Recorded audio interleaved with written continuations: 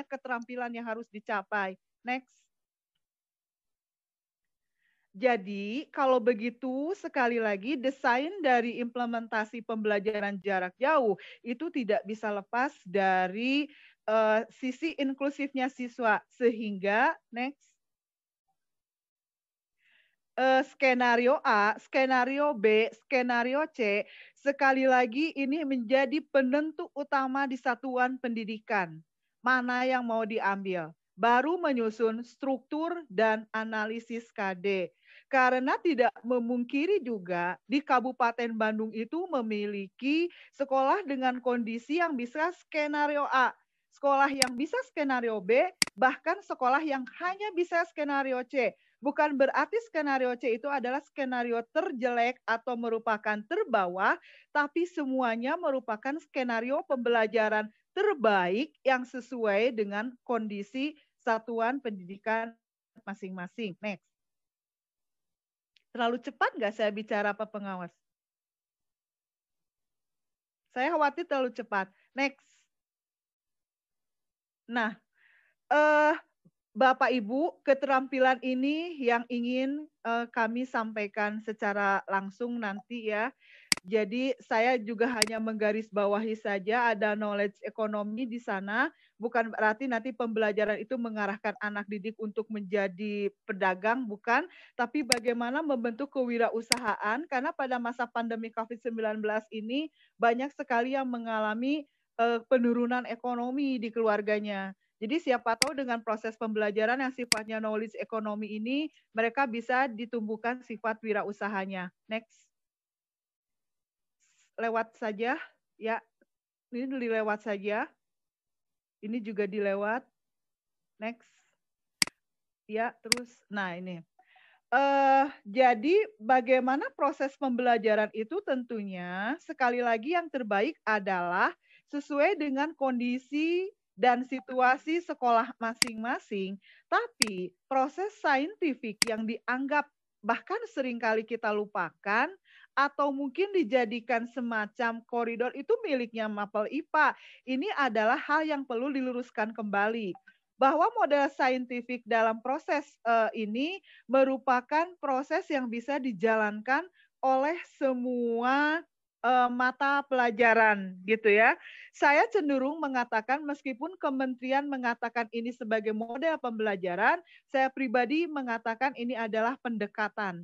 Jadi pendekatan 5M ini lebih bisa mengungkapkan siswa pada saat belajar di rumah. Kenapa? Kalau hal ini bisa misalnya anak itu menalar, mengomunikasikan, mengamati, menanya dengan beberapa SDM dan sumber kekuatan yang ada di seputar rumahnya, maka ini otomatis akan menjadi pembelajaran yang sangat bermakna. Apakah hanya 5M? Tentunya tidak. Tapi kita bisa menggunakan juga next di dalam RPP yang sifatnya masa pandemi COVID-19 ini, next, selain pendekatan saintifik, kita bisa menggunakan problem-based learning. Jadi, problem-based learning itu kan berkutat di masalah yang ada di sekitar. Kalau begitu ini pas. Kenapa? Karena anak belajar dari sekitar lingkungannya. Kalau tidak PBL, bisa jadi kita menggunakan next discovery learning terlewat ya, Pak Pengawas, mohon maaf. Nah, discovery learning ini bisa ditemukan oleh siswa kita di rumah. Dengan cara apa? Dengan mungkin pemberian rangsel yang diberikan lewat LKPD, Lembar Kerja Peserta Didik. Jadi LKPD inilah yang terutama berperan ketika proses pembelajaran. Masing-masing mapel itu memiliki karakter yang tidak mungkin harus kita samakan. Jadi paling kita memberikan satu kriteria yang paling pas yang berhubungan dengan mapel. Apakah hanya discovery learning dan 5M? Tentunya ada lagi. Ini yang lebih diutamakan dan dianjurkan oleh pemerintah.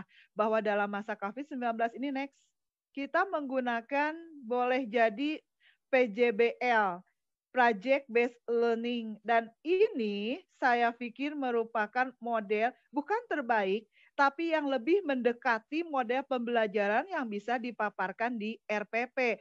Kenapa? Karena sahabat kurikulum semua bisa melihat analisis bahwa PJBL ini bisa merupakan gabungan dari beberapa mapel, bisa dikerjakan dalam waktu yang minimal gitu ya. Kita bisa menyelesaikannya agak lama. Sehingga apa?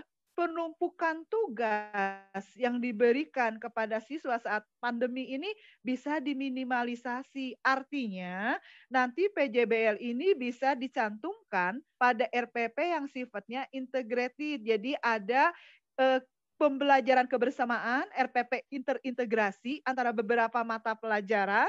Jadi siswa tidak merasa terbebani gitu karena ada hal-hal yang sifatnya bisa mewakili satu kegiatan, bisa dipakai untuk beberapa mapel. Next.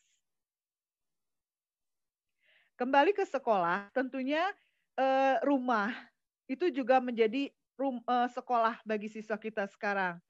Jadi sebetulnya Bapak pendidikan kita gitu ya, sudah menanamkan dari dulu bahwa dimanapun itu adalah sekolah kita, siapapun itu bisa menjadi guru kita, tapi tetap kita harus mengkoridorinya dari sisi SKL, SI, standar proses, dan pembelajaran yang tentunya sekali lagi digarisbawahi tidak ditujukan untuk ketercapaian kurikulum. Next. Ini alur dari perencanaan pembelajaran yang bisa kaji. Tetap kita mulai dari SKL. Makanya tadi back to school itu kalau meskipun dilakukan di rumah, kita lakukan dari SKL. Kemudian KI, KD, IPK, TP, proses, dan penilaian. Pada akhirnya muara dari semua pembelajaran itu penilaian. Tapi kita kembali runut, apakah RPP yang dimaksud ideal di masa pandemi COVID-19 ini adalah RPP yang sebagai berikut. Next. Semacam manual dari manual penyusunan RPP itu seolah-olah ada dualisme sekarang. Jadi yang lengkap dan yang ringkas. Sebetulnya kedua-duanya itu boleh gitu ya, itu boleh. Bila kita lihat lagi, next, kita lihat lagi, next. 1, 2, 3, 4, 5. Ke semua bagian dari format RPP yang dulu sempat diperdebatkan dengan Mas Menteri gitu ya, itu diperbolehkan. Jadi mau lembar-lembar juga boleh, tidak dilarang. Tidak dilarang. Kalau ringkas seperti ini, next. Terdiri hanya tujuan, kegiatan, dan penilaian juga it's okay. Yang penting nyaman bagi sahabat Wakasek untuk memberikan koridor bagi rekan-rekan.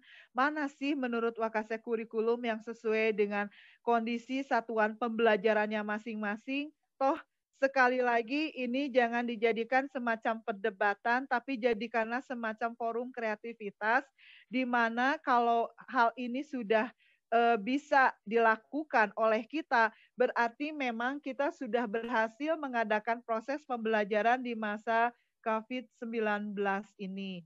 Nah, ini adalah saya hanya ingin mengingatkan sahabat semua dengan kata atuda. Jadi begini, jangan dulu Pak Pengawas, mohon maaf yang tadi aja dulu. Ini saya butuh di sini bukan yang foto. Ini. Kita butuh penanaman yang lebih pada siswa didik kita di masa pandemi COVID-19 ini. Tahun 2018 saya diberangkatkan ke Papua oleh kementerian. Saat itu Kementerian Pendidikan dan Kebudayaan menantang bahwa Ibu Mila sudah kami beri fasilitas untuk menjelajah 11 negara dengan gratis. Itu kata-kata mereka. Itu saya masih terngiang. negara mana lagi yang ingin Bu Mila kunjungi? Saya cuman bilang bahwa saya ingin mengetahui proses pembelajaran yang daerah yang paling tertinggal selain NTT di wilayah Indonesia.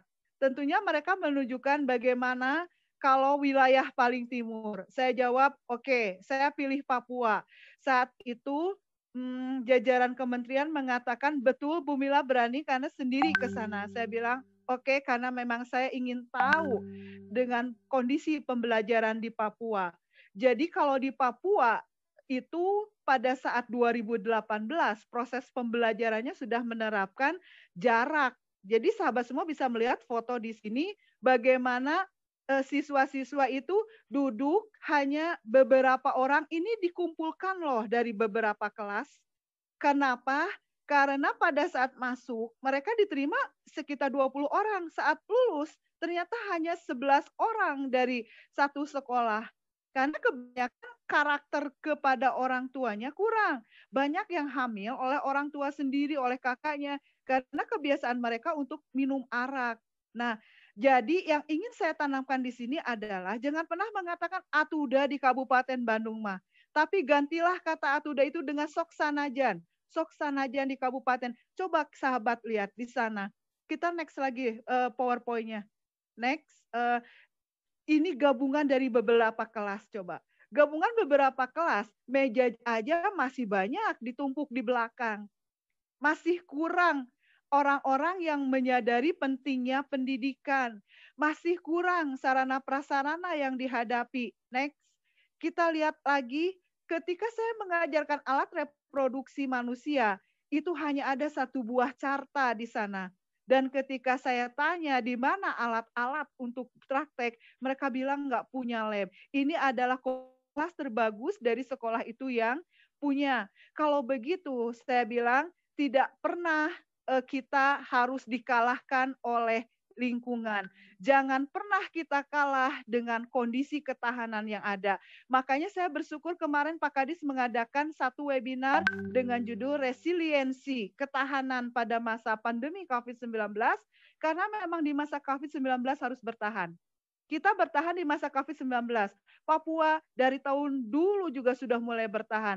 Sehingga, next kita lihat lagi, saya mulai berpikir ketika buku tidak ada, sapras tidak ada, carta alat pembelajaran tidak ada, why not kita gunakan yang ada, sok sanajan. Pembelajaran ini sifatnya terbatas, ini bisa dianalogikan dengan BDR, meskipun BDR sangat terbatas ketika menggunakan media pembelajaran, pakailah yang ada, Hatta itu menggunakan alat tubuh sendiri. Kenapa? Karena setelah kita kaji, coba next Pak Pengawas, maaf. Ternyata bagian telapak tangan kita kalau digabung, silakan sahabat Wakase kurikulum semua menggabungkan kedua tangannya seperti berdoa gitu ya. Seperti berdoa seperti ini, coba lihat adakah garis tangan yang melengkung, itu bisa dijadikan media pembelajaran. Kalau karena saya guru IPA, maka penganalogiannya adalah bakas saluran telur, kemudian uterus, vagina, itu diterangkan sedemikian rupa dengan memakai media yang ada. Toh itu mirip dengan alat reproduksi wanita yang ada di ujung kanan atas. Kalau begitu, sok sanajan sekarang masa pandemi COVID-19 di rumah, kita tidak bisa mengirimkan media-media apapun, berikanlah LKPD yang bisa merangsang critical thinking siswa didik kita. Jangan sekedar penugasan, tapi tentunya dikembalikan lagi dengan karakter mapel yang ada. Next. Nah,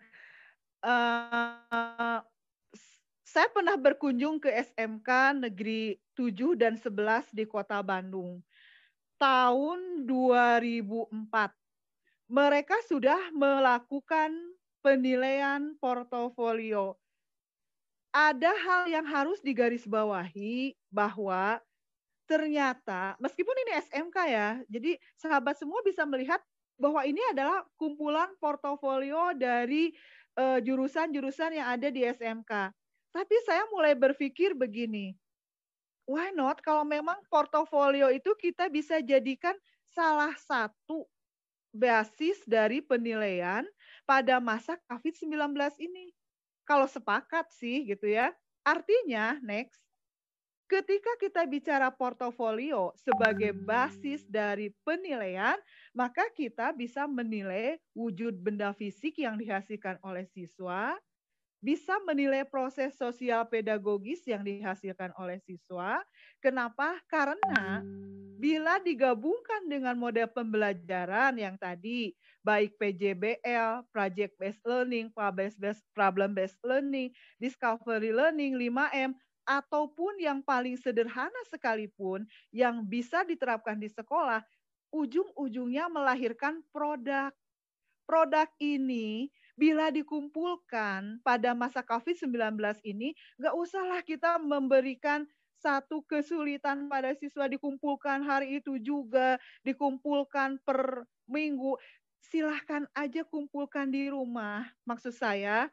Jadi per 6 bulan itu dibawa. Dan ini menjadi proses penilaian portofolio. Kalau begitu penilaian pas yang dinilai sebagai penilaian yang paling kondisional di masa COVID-19 ini, saya berpikir portofoliolah solusinya.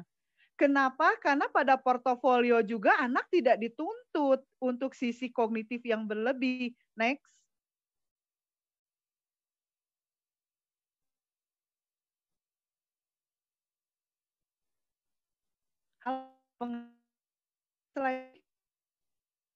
Ya, eh, Bapak dan Ibu, coba kita lihat ya, satu perbedaan produk dengan portofolio.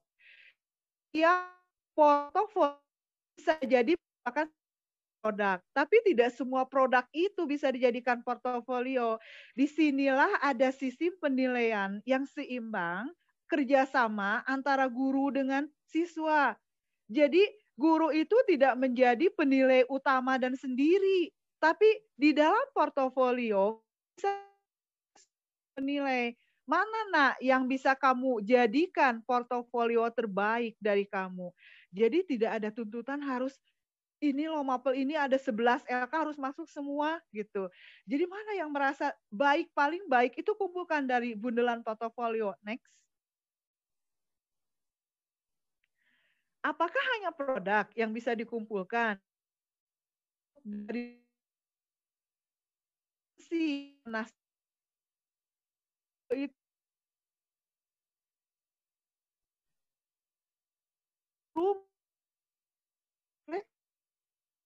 menyuruh ke seminggu pembelajaran ibu ini juga bisa menjadikan sebagai salah satu aspek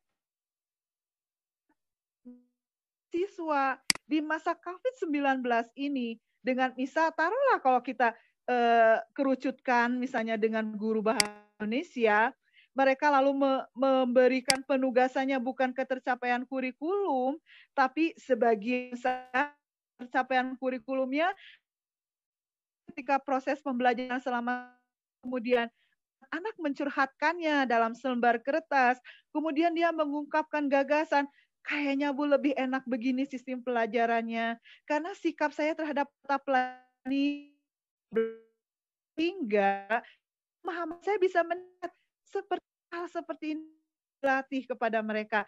Kenapa? Karena 2021 bukan lagi ranah kognitif yang ditekankan, tapi kita lebih ke arah literasi, numerasi, dan AKM. Kalau begitu, cara seperti ini merupakan langkah awal yang dinilai pas pada saat COVID-19. Next. Next. Bapak Ibu, sekali saya berikan waktu yang panjang.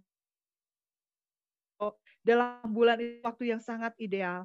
Jadi nanti mudah-mudahan Januari kita tatap muka, mereka membawa portofolionya, lalu kita nilai, dan itu merupakan penilaian yang sesungguhnya assessment gitu. Next.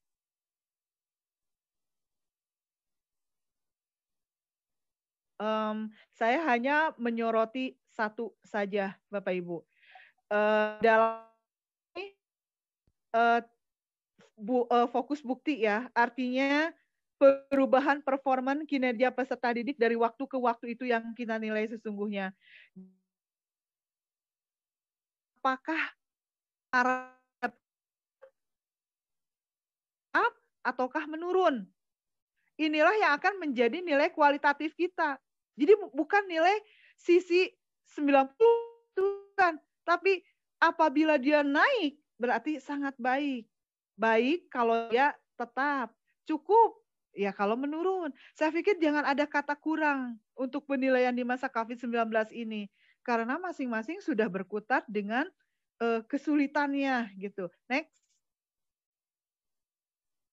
Tiga ini harus jadikan pegangan ketika portofolio digulirkan ke siswa bahwa satu, mereka akan belajar lebih mandiri, termasuk bagaimana mereka belajar untuk menilai, kemudian mereka melakukan eksplorasi, memecahkan masalah menggunakan alat seadanya di rumah gitu. Jadi tidak lagi menggunakan alat bahan yang disediakan oleh sekolah, lalu memperoleh pengetahuan tertentu atau lintas mapel. Ini yang harus kita capai di dalam keuntungan portofolio.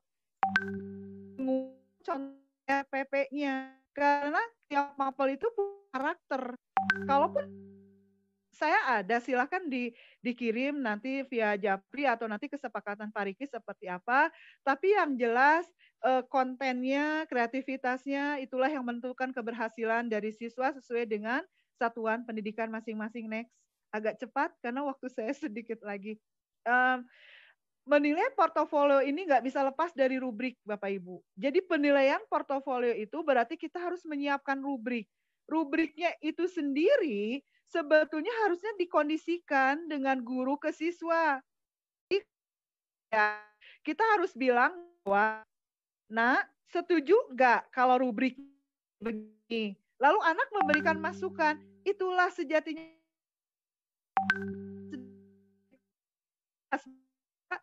saya pribadikan contoh seperti next COVID-19 ini, next, nggak usah ini lewat saja karena waktunya udah agak mau habis. Ini lewat. Lewat. Oh, atau bolehlah sepintas saja karena ini penting yang barusan. Nah, jadi Bapak Ibu Wakasek ketika pulang ke komunitasnya masing-masing itu berkumpul dengan para guru buat satu perencanaan portofolio. Tentunya Bapak Ibu gulirkan portofolio ini masa yang begitu panjang.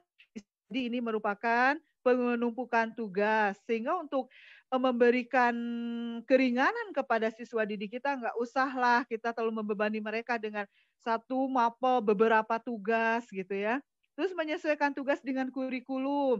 Kurikulum yang dipakainya apa? Apakah mau skenario A, B, atau C?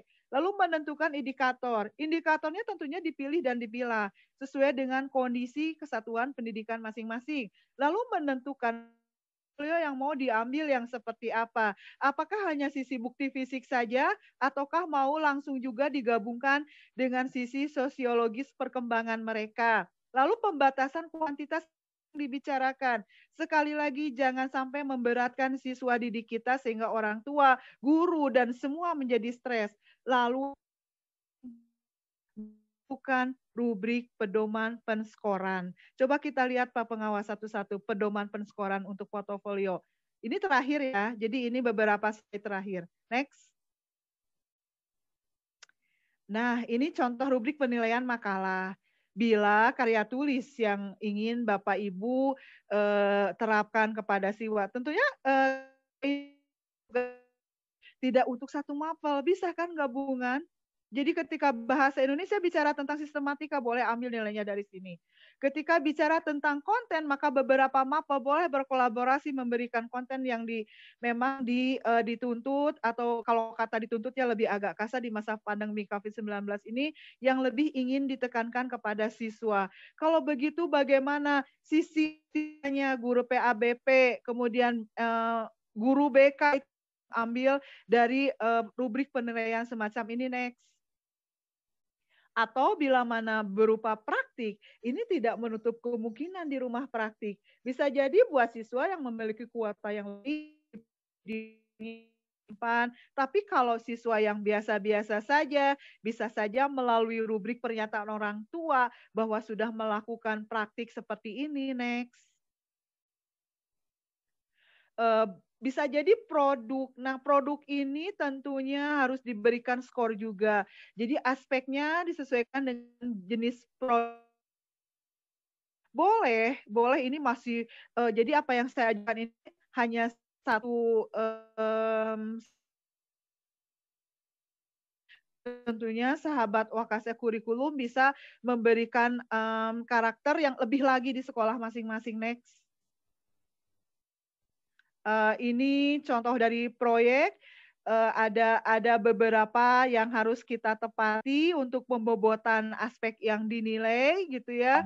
Jadi kalau ingin mudahnya sih, misalnya cuma 3 nih, ya sudah perencanaan aspeknya 20%, pelaksanaan 40%, hasil 40%, sudah 100%. Karena saya yakin Bapak Ibu juga di masa pandemi ini harus menjaga fisik gitu ya. Jangan sampai kelelahan menilai satu anak satu karyanya. Next. Ini adalah proses PJJ yang kami lakukan di SMP 1 Margahayu. Coba Bapak Ibu lihat, meskipun anaknya memiliki kuota gitu ya untuk membelikannya. Tapi di sela-sela daring yang menuntut IT itu tetap guru-guru mapel di SMP 1 Margahayu memberikan semacam pembelajaran yang menuntut manual mereka. Jadi bagaimana mereka berkreasi dengan tangannya, menulis dengan tangan, tidak memakai alat-alat komputerisasi, meskipun di sela-sela itu dilakukan gitu ya. Next, Pak Penguas sampai akhir. Karena waktu saya sudah habis untuk presentasi. Ya, ini diperlihatkan saja. Next. Ya, terima kasih. Itu saja yang bisa saya sampaikan. Mohon maaf lebih 4 menit. Mudah-mudahan bermanfaat. Dan bila ada refleksi, saya kembalikan kepada moderator.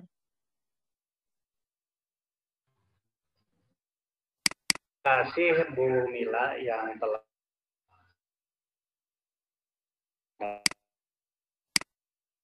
pelajaran